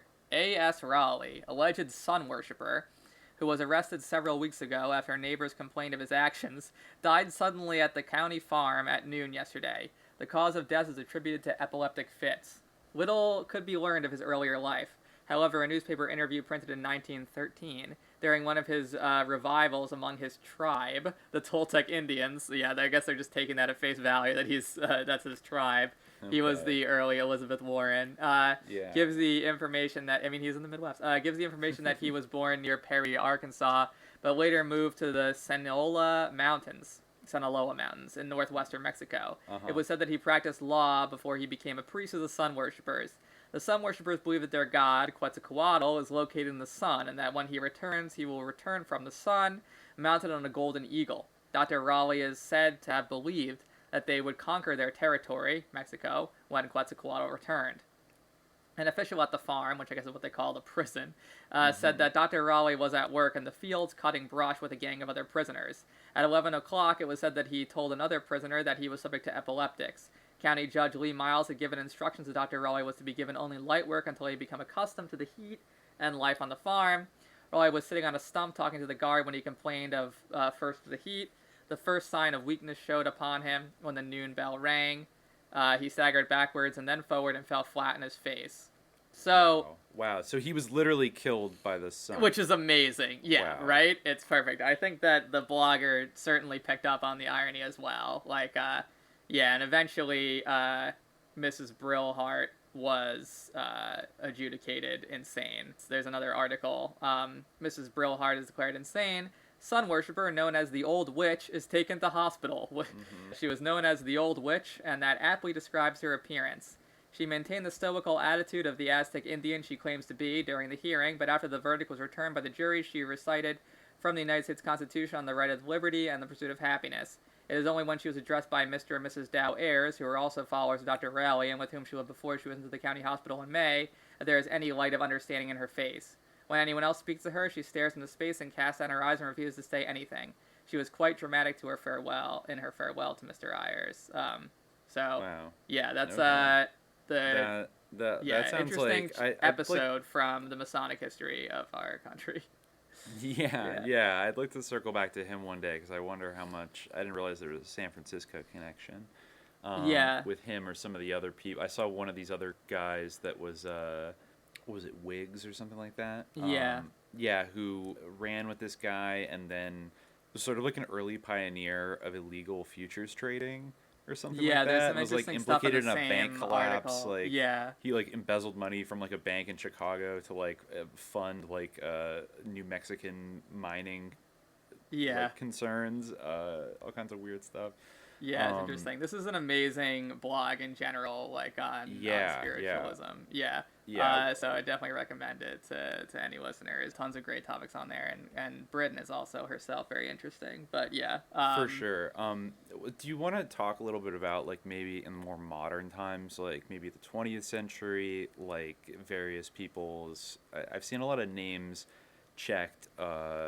In terms of people who were either triskaidekaphobes or triskaidekaphiles, like Hitler, Herbert Hoover, I forget his first name, but Eastman from Eastman Kodak, P.T. Barnum was kind of obsessed with the number 13, and he of course was a Mason. 13. He was a Mason, right? I didn't know that, but no, he definitely... we read that at S.K. Bain told us that when they P.T. Barnum and Bailey had their clown school. Right, well, they set it up, in Florida. For the CIA. I forgot the detail that he was a Mason. All of the Barnum brothers were Masons. Wow. He definitely had a whole chapter of his autobiography where he talks about the recurrence of 13 in his life, and trying to avoid it and kind of being haunted by it. And always being put in room number 13. It's kind of a quaint, cute chapter, where he's just kind of making, sort of, on one hand, just sort of a winking thing about superstition, but he definitely did write that whole chapter about being kind of hounded by 13.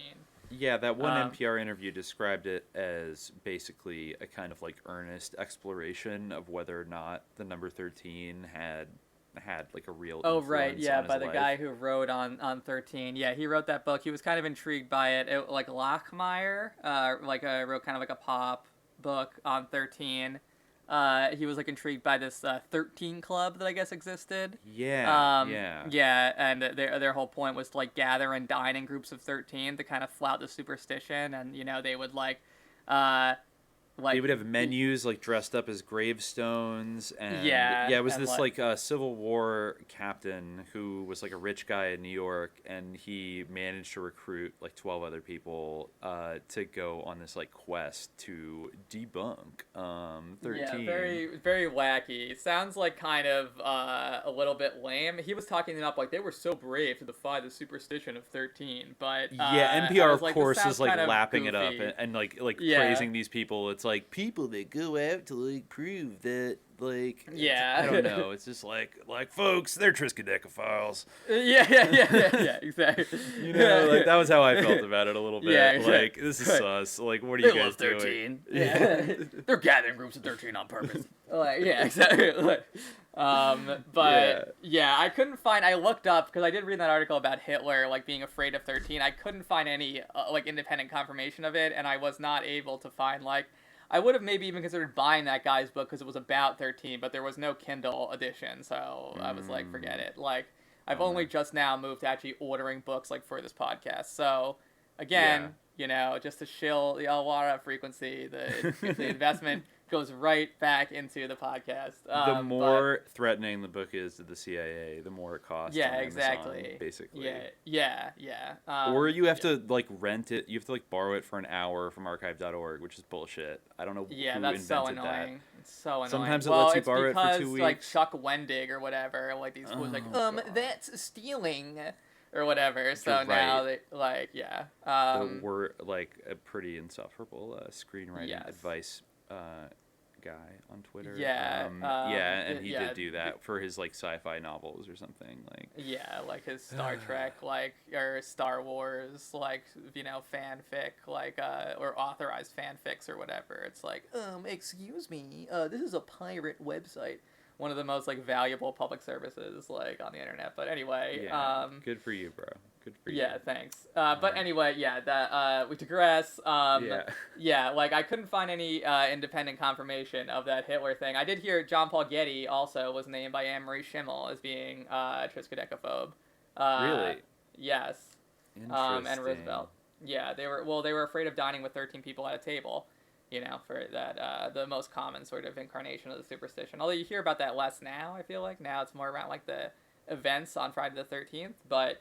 and Friday the 13th, I mean, we have to, like, maybe we could talk a second, because I think most people probably do remember, I mean, one of the first, like, symbolic things that pops into your head when you hear about 13, but particularly about Friday the 13th is Jason. The psychotic, definitely. demonic, like serial killer who came back from the dead, and I mean, I guess like Friday the 13th was when Jacques Desmoulins was burned at the stake, right? That's where that comes from. Basically, like Friday the 13th being like a spooky cursed day, like we talked about. That is like what, I've definitely heard that, but I haven't been able to trace that idea further back to like around that time. So I think it wasn't like people made that association. But it was like in the 20th century that people started to really make that link with the Knights Templar as a thing. I think that it might have to do with like Good Friday, and the combination of 13 at a table is like why this became a thing. But it's unclear. There was a book that came out like in 1955 called The Iron King, and like that maybe popularized this idea. Of the sort of Templar connection. Friday the 13th was a date that he arrested the Templars. Friday the 13th, October 1307. Gotcha. Gotcha. And I mean, I don't know. I mean, it's just an interesting... It doesn't really have... I don't even think it has any relevance to the original... like the first movie in terms of what is the significance of Friday the 13th and the movie Friday the 13th? Yeah, good question. I remember like the first movie. I haven't watched in a while. I remember very vividly like the jump scare at the very end. Where he jumps out of the Jason. Yeah. Yeah. It would be like I think we definitely should do an episode at some point about like some of these slasher movies. Like some of them are very interesting, like Halloween. It is October. Halloween 3 is an interesting conspiracy movie. Yeah, it is spooky season, but, it's kind of always spooky season on Subliminal Jihad, so... It really is. We might be able to fit that in. near closer to Halloween. But yeah, I don't think, because it takes place at a summer camp, and they're out there in the summertime, all these young people. And I don't think it's like ever mentioned in the movie that it's like, oh, it's Friday the 13th. But still, that's become such a meme in our culture that it almost gave the 13 thing like a new breath of life. Yeah, exactly. And there is something so kind of uncanny and supernatural and beyond comprehension with all the Friday the 13th movies, even though they definitely vary in terms of like how shitty they are. Mm-hmm. And I wouldn't put any of them, especially many of the sequels. Like, I mean, you know, like they're not the highest horror. I remember the one where they impale Jason with like like they accidentally impale him with like a spear, or they do it on purpose to try to destroy him. Yeah. But the spear gets struck by lightning, and that brings him back to life. It's just yeah. There's all kinds of wacky Jason things. Takes Manhattan was a great one. Oh, too. yeah. Isn't that where he's like, a guy tries to like fist fight him on a rooftop, and then he punches his head off into a trash can? Yes, yeah. He does pretty well trying to box him, but he doesn't get very far because he's just like, you know. Yeah, exactly. Yeah. And even the first one doesn't necessarily have or does it have supernatural? I guess it does. Like, well, no, because it's like the mother is the serial killer in the first one. Sorry, spoiler alert. Oh God. It's actually not Jason, but like the sort of the ghost of Jason. It's like she is doing it because like her son drowned at this summer camp, and she wants she's gone crazy and wants to take revenge. But then the second one, even at the end when Jason pops out of the water, it's like a fever dream. It's like a jump scare, and it's not real. But then the second one is like, well, what if he was real? And then all the other movies are about that. So I think we can talk more at a later point about the role of horror films. Like I haven't even seen those movies in so long, so I'd put there's interesting things in them. Like, you know, and they track over so long, like such a long period of time, you can definitely probably track many like cultural transformations in, you know, the plots of the movies and, you know, things like that. Oh, for sure. I think horror is a genre that lends itself particularly well to kind of a broader cultural analysis of the sort of like, absolutely, you know, like the things that it's evoking, because it has to come up with compelling anxieties and fear, like tap upon fears in a kind of our collective unconscious that can resonate and freak people out. So you almost have to be even kind of symbolically attached to something that would spook people out. And you can see with every decade it kind of changing, like the shape of the horror, you know, it goes from like Attack of the 50-Foot Woman and like the Blob in the 50s to these kind of serial killer things in the 70s and 80s, where it's like psycho sickos, like reflecting obviously the rise in crime and the serial killer phenomenon going on in the culture at the time, etc. And then, you know, even like after 9/11, you see like Hostel, like this kind of Guantanamo Bay CIA black site, like torture porn kind of thing happening. But not to get too off track. It's interesting how now I feel like we're witnessing a revival of like demonic, like Hereditary, like. But anyway, like that's we can definitely. But yeah, I think that like an interesting point that I've observed is that the concerns of horror as a genre are very similar. Like, it's kind of a reductive idea, like, and they're like kind of apples to oranges, but the concerns of horror as a genre and the concerns of like religion are basically the same. Like, it's the very close to like religious issues and religious concerns. And of course you can see that, like, you know, the most archetypal horror movie, which I don't think we have in the docket coming up, but we're definitely going to do an episode on at some point. But like, you know, the most influential and the most like sort of frequently referenced horror movie like in the recent decades is The Exorcist, you know, you know, which has a whole like aura of mystery, and like I think there actually was like a murderer who like worked on The Exorcist, but anyway, we should get back to 13, okay, or like 13 related things, but yeah, I mean, we could 13 is a very good jumping off point to like all kinds of different things. Oh, for sure. Well, I think that's like kind of the thing, like you can associate 13 you know what, actually, I recently watched, relative to this episode, speaking of horror movies, I watched that movie, The Number 23, which is like a horror movie about, like, you know, the, like, obsession with numerology, like driving someone like crazy. There's like an interesting scene where, you know, and of course 23 is like 13 plus 10, you know. I feel like, of course, they couldn't make it about 13, so they had to make it about 23. But yeah, and I guess there is sort of a history to the 23 Enigma, where I think William S. Burroughs kind of wrote about some sort of strange coincidence involving 23, and your favorite, or one of your favorite sus authors, Robert Anton Wilson, had kind of discussed 23 as being like the 23 Enigma.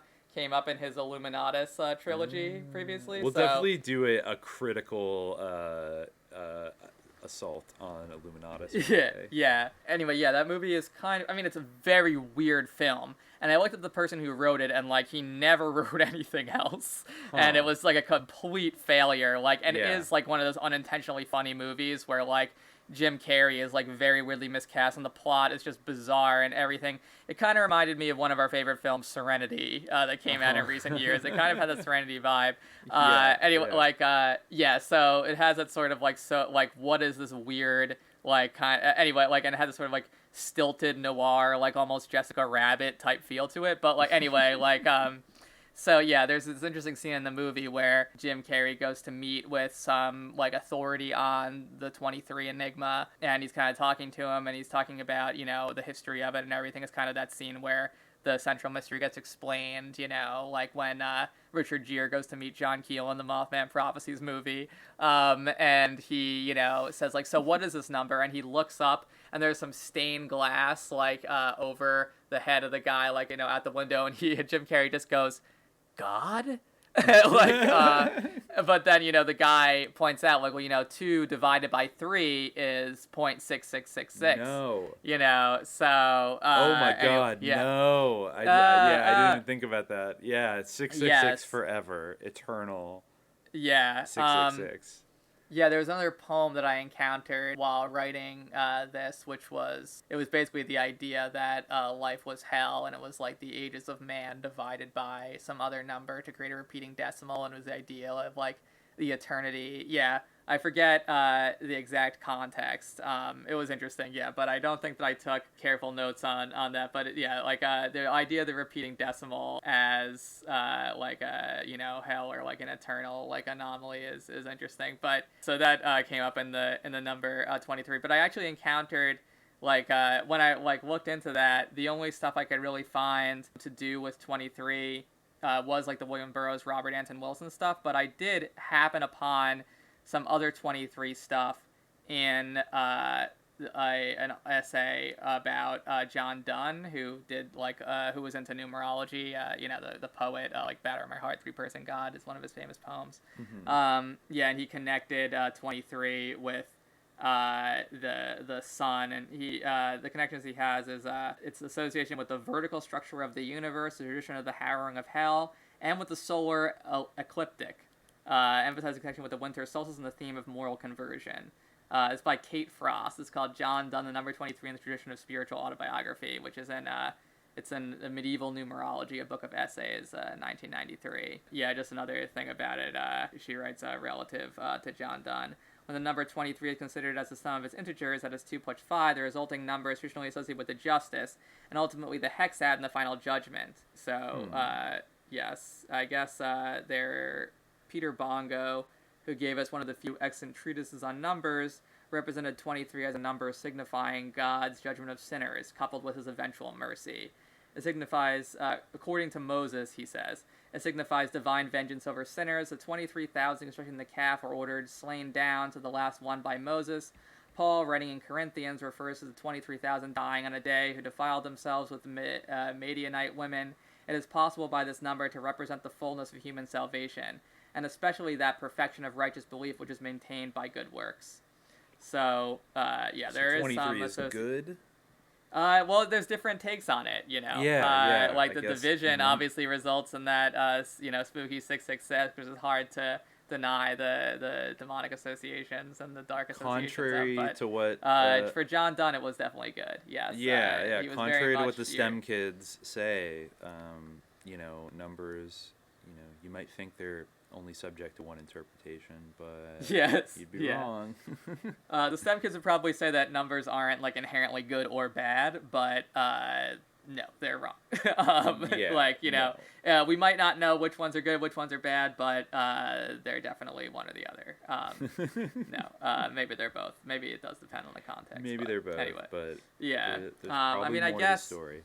Well, it really depends. Like, if you believe that numbers are like real objects, there's like, I guess, a lot of philosophical difference. There's the whole idea that like Platonic forms, do numbers have real existence somewhere out there? Like, did God create all the numbers? Like, did God create 23 and 13? And like, just because God created them, does that mean they're good? Because God created Satan as well. Like, are these human technologies basically to like map onto reality to better manipulate it or understand it? Exactly. But they're still fundamentally creations of Homo sapiens. I mean, they, and I don't know. Like, I mean, maybe yes. Yeah. I guess it ultimately would be God's creation if a human being created it. I mean, human beings can't truly create, at least in like a monotheistic paradigm. They can't. Yeah. Like, I like that both religious people and sort of like atheistic, scientistic STEM people could both make an argument that numbers exist independently of mankind. Yeah. Right? Oh, for sure. Yeah, like absolutely. they both could make that either it comes from God or it's just like a fact of the universe that we've tapped into. But then on the flip side, I guess you could, both religious people and atheistic, scientistic people could say that they're both created by humans. Well, that's I don't know. I don't know. I don't really know what atheistic, scientistic people say. Like, I feel like one thing about God, at least in sort of in Islam, like in Sunni Islam, what I know best, and I'm sure in Shiism as well, and to be fair, probably in lots of religious traditions, probably in Judaism, Christianity as well. God is not just the ultimate outside, but also the ultimate inside. Like, there's something of God within. He's closer than your own jugular vein, I am whatever my slave thinks I am, so God is not only the ultimate outside, above the firmament and everything, but he's also the ultimate inside.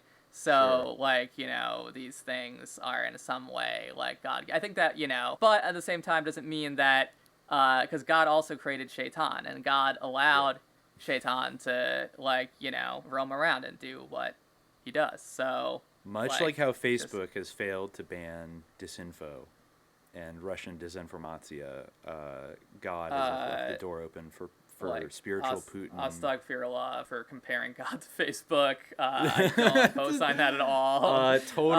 Total sarcasm. I have not. I would. Yes. I would never. Facebook is Shaitan. It is. Yeah. Anyway, so do you want to talk about spiritual warfare technologies to close out? Magical warfare technologies? We could, but I almost feel like we're right at 2 hours right now, so maybe we can hold off on magical warfare technologies. I think it'll definitely come back, but maybe we'll be able to spend a real dedicate or integrate it into a topic that's fully about that. That can be a tease for the future, or you can cut out our discussion about whether to do it. But is there anything else we want to get to kind of before we wrap up here? Yeah, if we're right at the 2 hour mark, there's you could definitely go down the rabbit hole of 13 or probably any number indefinitely, but I think I think we covered a lot of good ground, so I feel like I'm ready to we dredged up a few things that I think are good grist for future eps, which is always nice. We should try to time it so that the episode ends exactly at 13, 2 hours and 13 seconds or something. I guess I could do 2 hours, 1 minute, and 30 seconds. That's interesting, yeah. Or we could do it so that the digits add up to 13, yeah. Something like that. That's possible. I'm watching the clock right now. Yeah. Well, okay. I guess it might have to be something that you edit it down to. You know? Like, but I'll try to make it work. I'll try to make it work. Yeah.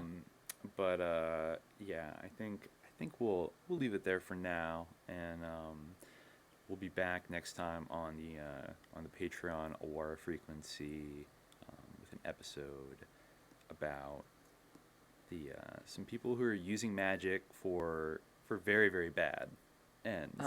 Yeah. In fact, actually, people who might have some connection to a certain digit or figure mentioned in this episode, but we won't say what their name is or anything. We're gonna keep the OPSEC tight, and don't worry about it. Don't worry about it.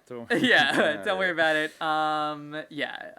Nothing. Just another benign episode about, just totally not any kind of scary group. Just like chill, normal episode of us talking about Jason X or whatever. Exactly. So stay tuned for that, and for the rest of y'all, until next time, stay vigilant. Peace. And if the terrors of the night come creeping into your days, and the world comes stealing children from your room, guard your innocence from hallucination, and know that darkness always gathers around the light. There is a light we can't always see. If there is a world we can't always be. If there is a dark that we shouldn't doubt, and there is a light, don't let it go out.